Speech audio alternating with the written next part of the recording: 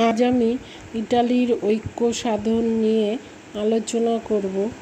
অর্থাৎ ইটালির ঐক্য সাধনে মাৎসিনি, ক্যাভিউর, গ্যারিবল্ডি ও দ্বিতীয় ভিক্টর ইমানুয়েলের অবদান কী ছিল তাই নিয়ে আলোচনা করব। ইটালির ঐক্য সাধন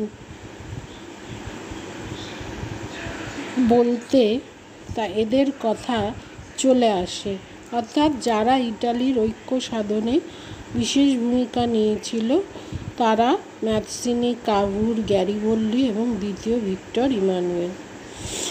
আমরা জানি ঊনবিংশ শতাব্দীর দ্বিতীয়ার্ধে ইতালির রাজনৈতিক ঐক্য সাধন ইউরোপের ইতিহাসে অন্যতম যুগান্তকারী ঘটনা। দীর্ঘকাল ধরে ইটালিতে রাজনৈতিক ঐক্য বলে কিছু ছিল না।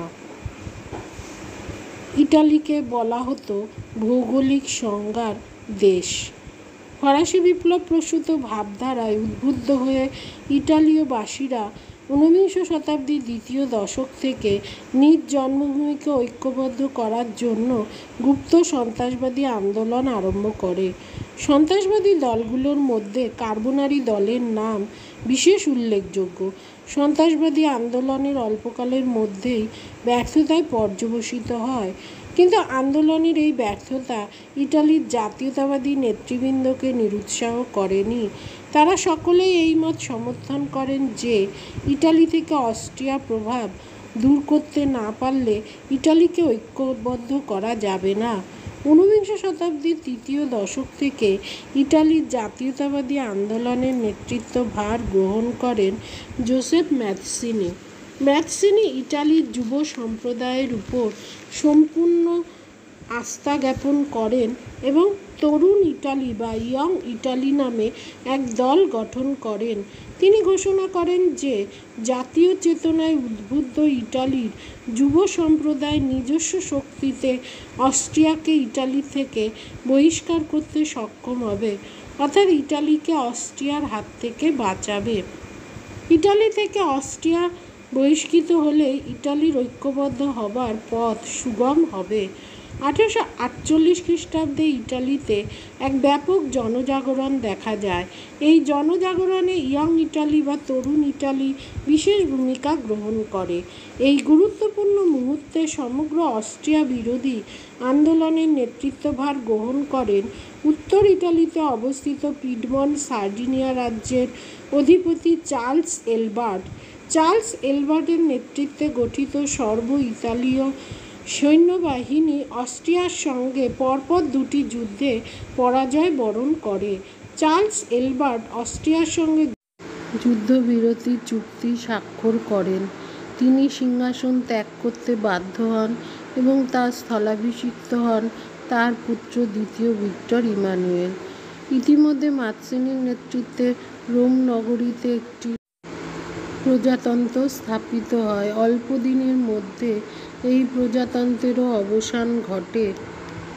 মাৎসিনি প্রবর্তিত তরুণ ইটালি দলের প্রচেষ্টা তখনকার মতো ব্যর্থ হয়ে যায়। এই সময় ইটালির ভাগ্য আকাশে এক নতুন জ্যোতিষ্কের আবির্ভাব হয়। এই জ্যোতিষ্কটি হলেন অসামান্য যোগ্যতাসম্পন্ন রাজনীতিবিদ কাউন্ট কাভুর।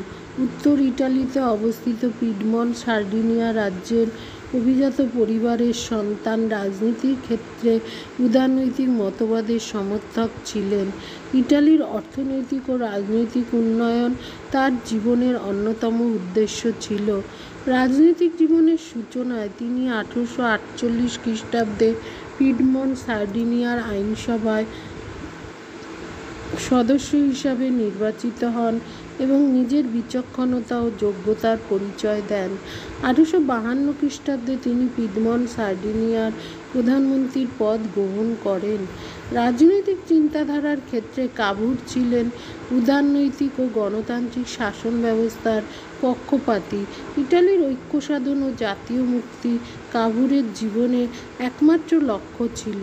কাভুর মাৎসিনির মতো প্রজাতন্ত্রে বিশ্বাসী ছিলেন না এবং ইটালির আত্মশক্তিতেও সম্পূর্ণ আস্থাবান ছিলেন না।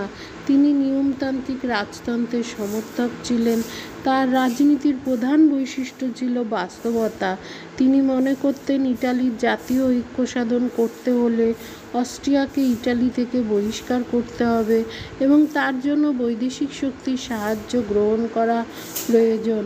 তিনি আরও মনে করতেন যে পিডমন্ট সার্ডিনিয়ার স্যাভয় রাজবংশের মাধ্যমে ইটালির ঐক্য সাধন করতে হবে। এই উদ্দেশ্য সফল করবার জন্য তিনি তৎকালীন ইউরোপীয় রাজনীতির সাহায্য গ্রহণ করেন। 1853 খ্রিস্টাব্দে ক্রিমিয়ার যুদ্ধ আরম্ভ হলে তিনি পিডমন্ট সার্ডিনিয়াকে ওই যুদ্ধে অংশগ্রহণ করতে বাধ্য করেন। এই যুদ্ধের সঙ্গে ইটালির ভাগ্য কোনো প্রকারে জড়িত না থাকা সত্ত্বেও তিনি ওই যুদ্ধে যোগদান করেন, কিন্তু এর ফলে পরবর্তীকালে ইটালির ঐক্য প্রশ্নটি আন্তর্জাতিক প্রশ্নে রূপান্তরিত করবার পথ প্রশস্ত হয়। 1856 খ্রিস্টাব্দে প্যারিস শান্তি সম্মেলনে কাবুর তার আকাঙ্ক্ষিত সুযোগ লাভ করে।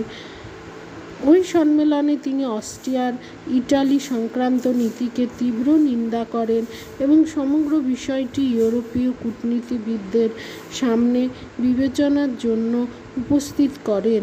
এই সম্মেলনে কাবুরের উদ্দেশ্যে প্রত্যক্ষভাবে সিদ্ধ না হলেও তিনি ফরাসি সম্রাট নেপোলিয়নের নিকট থেকে ইটালিতে অস্ট্রিয়ার প্রাধান্য দূর করবার ভবিষ্যৎ সাহায্যের আশ্বাস পান। কাবুর 1858 খ্রিস্টাব্দে তৃতীয় নেপোলিয়নের সঙ্গে ইটালির ভবিষ্যৎ পুনর্গঠিত সংক্রান্ত একটি গোপন চুক্তি স্বাক্ষর করেন। এটি প্লম্বিয়ার্সের চুক্তি নামে খ্যাত। এই চুক্তিতে স্থির হয় যে অস্ট্রিয়াকে ইটালি থেকে বহিষ্কার করা হবে। নতুনভাবে সংগঠিত উত্তর ইটালিতে পিডমন্ট সার্ডিনিয়ার আধিপত্য থাকবে। মধ্য ইটালিতে নেপোলিয়নের এক আত্মীয়কে প্রতিষ্ঠা করা হবে। পোপের রাজ্য নেপলস সিসিলিতে পুরাতন ব্যবস্থার বজায় রাখা হবে। এর পরিবর্তে ফ্রান্স স্যাভয় ও নিস লাভ করবে।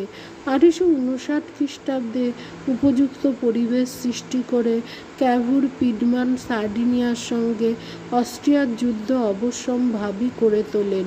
পূর্ব চুক্তি অনুসারে ফ্রান্স পিডমন্ট সার্ডিনিয়ার পক্ষ গ্রহণ করে।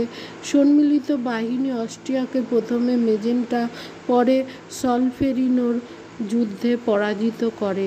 ইটালি থেকে অস্ট্রিয়া বিতাড়িত হবার আগেই তৃতীয় নেপোলিয়ন পরিস্থিতির গুরুত্ব অনুভব করে অস্ট্রিয়ার সঙ্গে ভিল্লা ফ্রাঙ্কার সন্ধি করে যুদ্ধ হতে সরে দাঁড়ান।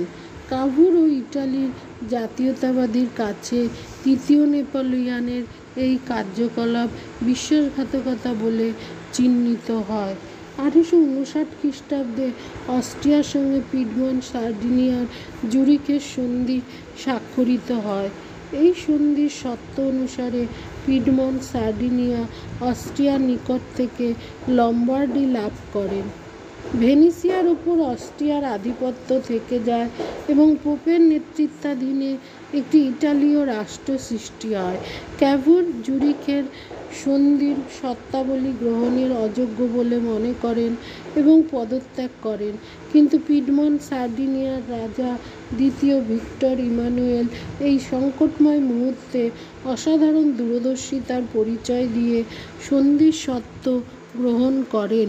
ইতিমধ্যে মধ্য ইটালির ক্ষুদ্র রাজ্যগুলিতে বিপ্লবী অভ্যুত্থান দেখা দেয় এবং সেখানকার স্বৈরাচারী শাসকদের রাজ্য থেকে বিতাড়িত হতে হয়।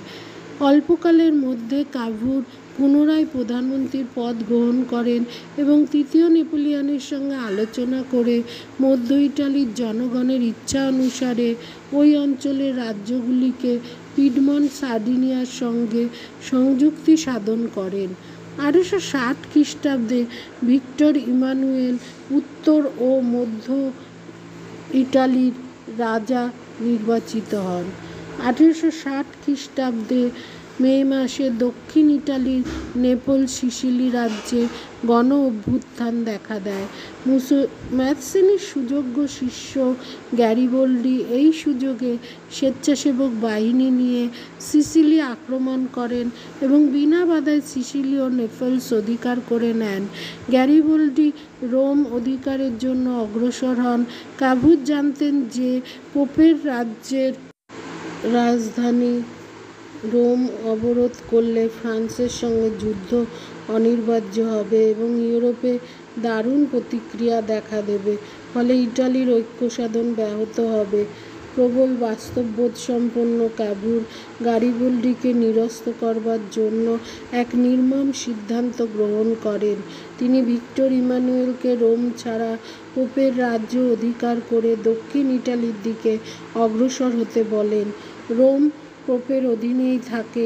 ইতালিতে গৃহযুদ্ধের সম্ভাবনা আসন্ন হয়ে পড়ে, কিন্তু আদর্শবাদী ও দেশপ্রেমিক গ্যারিবল্ডি জাতীয় ঐক্যের কথা চিন্তা করে তার বিজিত রাজ্য রাজা ভিক্টর ইমানুয়েলের হাতে অর্পণ করেন। ফলে দক্ষিণ ইটালির নেপলস ও সিসিলি উত্তর ইটালির রাজ্যের সঙ্গে সংযুক্ত হয়ে যায়।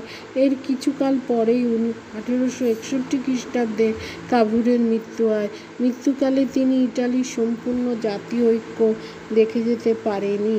1866 খ্রিস্টাব্দে অস্ট্রিয়া প্রাশিয়া যুদ্ধের সময় ইটালি প্রাশিয়াকে সমর্থন করে। যুদ্ধ শেষে প্রাগের চুক্তির শর্ত অনুসারে ইটালি অস্ট্রিয়া কর্তৃক অধিকৃত ভেনিসিয়া লাভ করে।